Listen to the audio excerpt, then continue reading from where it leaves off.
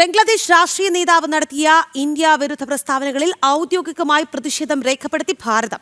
Bangladesh high commissioner Riyas ഹമീദുള്ളയെ വിളിച്ചുവരുത്തി ഭാരതം പ്രതിഷേധം അറിയിച്ചു. വിദേശകാര്യ മന്ത്രാലയത്തിൽ ബംഗ്ലാദേശ് മ്യാൻമർ ഡിവിഷന്റെ ചുമതല വഹിക്കുന്ന ജോയിന്റ് സെക്രട്ടറിയാണ് റിയാസ് ഹമീദുള്ളയെ വിളിച്ചുവരുത്തിയത്. നാഷണൽ സിറ്റിസൺ പാർട്ടി നേതാവ് ഹസ്നത്ത് അബ്ദുള്ള നടത്തിയ പ്രകോപനപരമായ പ്രസ്താവനകളെ തുടർന്നാണ് നടപടി.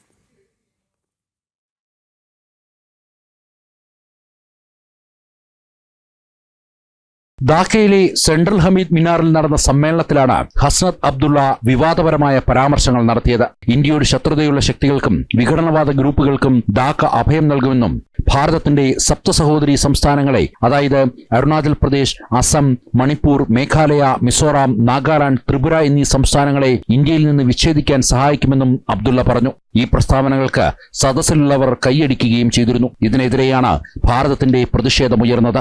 ഇന്ത്യയുടെ വടക്ക് കിഴക്കൻ സംസ്ഥാനങ്ങളിലെ തീവ്രവാദ വിഘടനവാദ ഗ്രൂപ്പുകൾക്ക് ബംഗ്ലാദേശ് ഒളിത്താവളമൊരുക്കുന്നുണ്ടെന്നും യാത്രാമാർഗവും ലോജിസ്റ്റിക്കൽ താവളമായും ബംഗ്ലാദേശിനെ ഉപയോഗിച്ചതായും ഇന്ത്യ മുമ്പ് ആരോപിച്ചിരുന്നു. ഹർക്കത്തുൽ ജിഹാദ് അൽ ഇസ്ലാമി, ജമാഅത്ത് ഉൽ മുജാഹിദീൻ ബംഗ്ലാദേശ് പോലുള്ള ഇസ്ലാമിക തീവ്രവാദ ശൃംഖലകൾ കിഴക്കൻ ഭാരതത്തെ ബാധിക്കുന്ന ശൃംഖലകൾക്ക് സഹായം നൽകിയതായി ഇന്ത്യൻ ഏജൻസികളും കണ്ടെത്തിയിരുന്നു. 2024 ബംഗ്ലാദേശിൽ നിന്നും ഔദ്യോഗികമായി പുറത്താക്കപ്പെട്ട പ്രധാനമന്ത്രി ഷെയ്ഖ് ഹസീന ഇന്ത്യയിൽ നിന്ന് പ്രകോപനപരമായ പ്രസ്താവനകൾ നടത്തുന്നുവെന്ന് ആരോപിച്ച് ബംഗ്ലാദേശ് വിദേശകാര്യ മന്ത്രാലയം ഇന്ത്യൻ ഹൈക്കമ്മീഷണർ പ്രണയ് വർമ്മയെ വിളിക്കുകയും ആശങ്ക അറിയിക്കുകയും ചെയ്തിരുന്നു. ഇന്ത്യൻ മണ്ണിൽ ബംഗ്ലാദേശ് വിരുദ്ധ പ്രവർത്തനങ്ങൾ നടക്കുന്നുവെന്ന ബംഗ്ലാദേശ് സർക്കാരിന്റെ ആരോപണങ്ങളെ ഭാരതം അന്നു തന്നെ തള്ളിയിരുന്നു. ഇതിന് പിന്നാലെയാണ് ബംഗ്ലാദേശ് രാഷ്ട്രീയ നേതാവിന്റെ പ്രകോപനം.